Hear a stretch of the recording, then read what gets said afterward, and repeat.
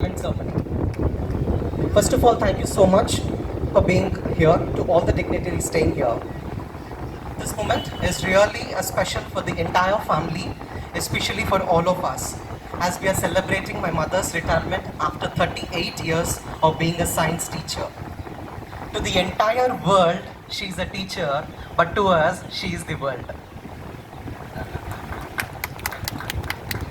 She's been my mother, my father, and our role model, and our biggest support since day one.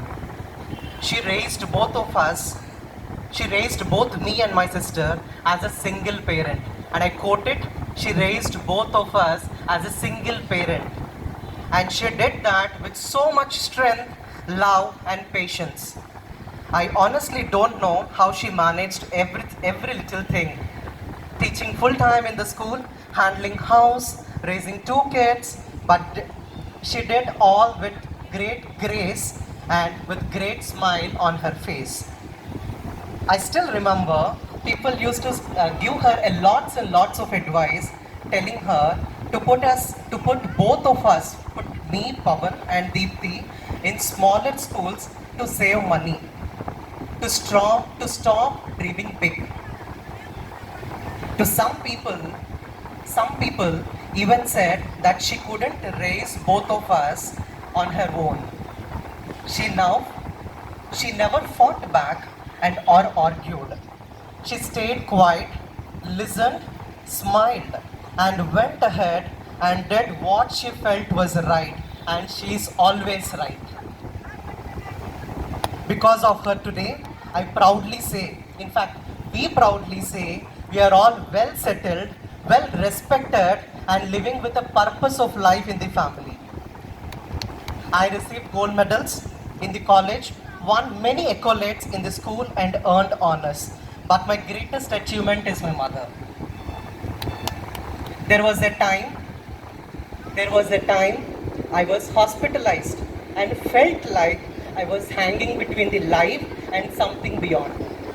That day, she not only gave me the life again, she gave me the rebirth. I saw her sit beside me on the hospital bed without sleep, without proper food, and without any fear. I repeated, she sat beside me in the hospital, raising both of us without proper sleep, without proper food, but without any fear. But that's the only pure love that she has given to both of us.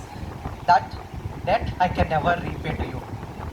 In 2001, when our HM was mentioning about that we built a house, in 2001, we built a house. In fact, she built a house and a home built with lot of love, but we are forced to sell it off by many forces. It was heartbreaking and heart-wrenching. But she stayed strong, and today, we live in a house we built again, even with more strength, more peace, and more resilience. She has been there for others too, not just for us. For her students, her friends, and even for the extended family. People come to her to take advice, to seek advice, to get into a comfort zone, or just to talk. That's the kind of person that we are living up with. In the recent past, she went through a lot of tough time in the school. She stood up for what's right, told the students to follow the right path, and for that, she faced a lot of criticism in the school. Some parents didn't support her, and the school didn't either. It hurt both all of us, both physically and mentally. But she never gave up again.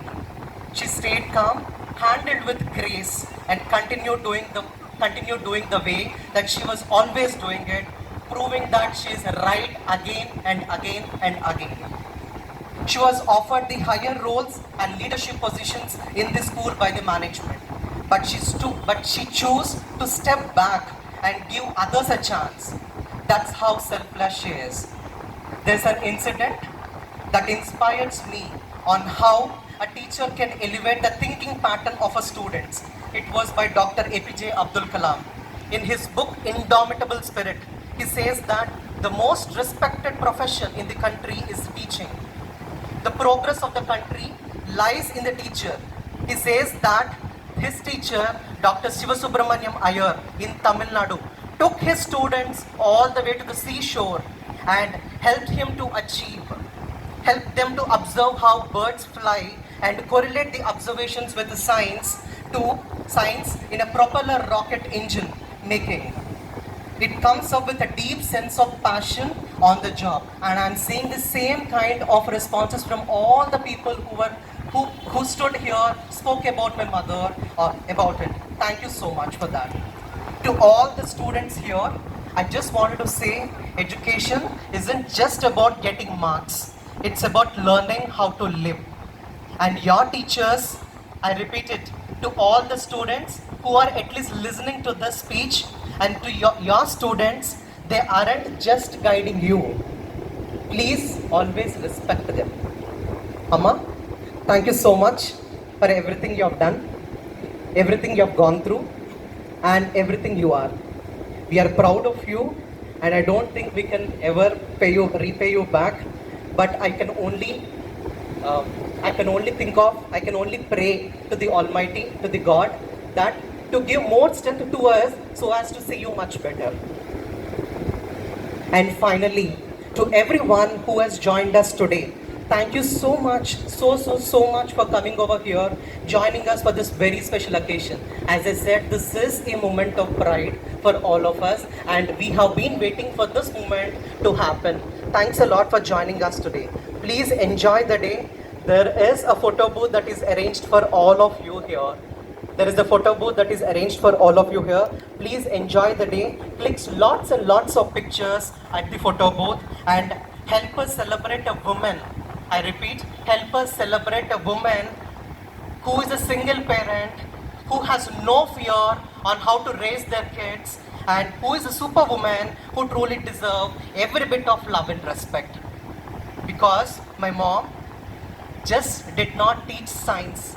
She lived with honesty, passion, and love. Thank you so much for the opportunity to everyone.